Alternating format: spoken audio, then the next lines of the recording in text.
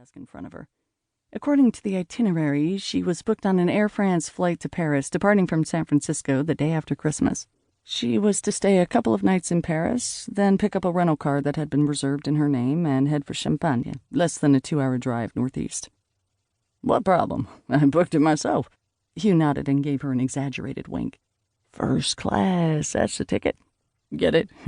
The ticket. But I don't like France, or the French, or champagne, for that matter. Are you saying you dislike la Champagne, as in the region of France? Asked Hugh. Or le Champagne, the bubbly nectar that is celebrated the world over? Both, as you very well know. Not a fan. Hugh's only reaction to her ill humor was a broad smile. Rosalind's boss was a bear of a man who dwarfed the cramped winery import office located in the lovingly renovated garage of his sprawling Napa Valley vineyard home.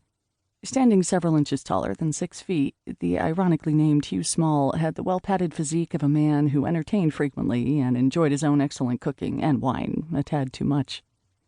His graying brown hair was wild and scruffy, and his clothes so sloppy that if he hadn't been so well known in the valley, the locals might have assumed he was one of the wanderers who camped among the vines, cruising the highways of Napa and Sonoma for dregs and bottles left on picnic tables by well-to-do tourists on wine-tasting jaunts.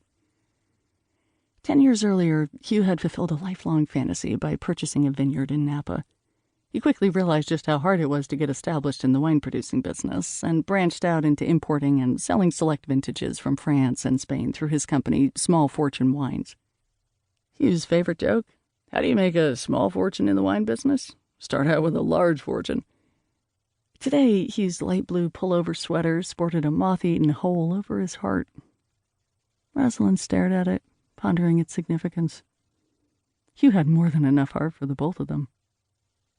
Honestly, Hugh, Rosalind persisted, trying to keep a lid on the vague panic simmering somewhere deep within her. I know most people would jump at the chance to go to Champagne, all expenses paid, but I really don't enjoy traveling. You're sure you need me to do this? He nodded. Andy's still at the hospital with his wife and their preemie. He couldn't possibly leave now. Couldn't you go? I could stay here and run the office. I need a wine rep in France, he said. And you're a wine rep. Just barely. And you speak French? Just barely. And you've got a palate. Better than mine. Besides, said Hugh as he sorted through a stack of mail, tossing several envelopes into the recycling bin, it's downright embarrassing that you've never been to France. What self-respecting wine rep has never been to France? Have been to France. Once, and if I'm not mistaken, you went to Paris, which is no more representative of France than New York City is of the United States. And admit it, you enjoyed your time there. Snowflakes glittering on their scarves as they stood under the lamppost at the corner of Rue des Abbés and Rue Lepic, tipsy on wine and afternoon cognac, giggling as they watched a man slip silently down the snow-covered cobblestone streets of Montmartre, their breath coming out in wispy clouds, mingling in the frigid air.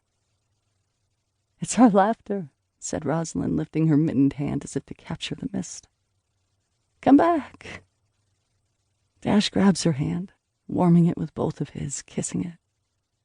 Plenty more where that came from, Rosie. A lifetime of laughter for my beautiful bride, I promise.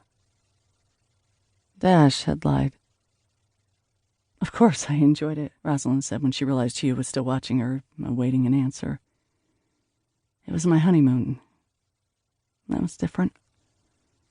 Dash went to France many times, Hugh pointed out. He loved it there. Rosalind felt the usual sharp stab in her gut at the mention of her husband's name. Still, she appreciated that Hugh never hesitated to speak it aloud.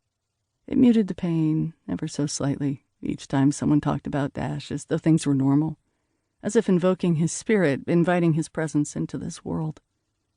Most people tried to avoid any reference to him, or acted chagrined, as though they'd done something awkward and embarrassing by bringing him up. I like it right here, insisted Rosalind, gazing out the window at the twisty grapevines that marched along the rolling hills, their undulating lines interrupted only by an occasional oak tree. The sight of the parallel rows was soothing, as if a Zen master had pulled a giant rake through sand.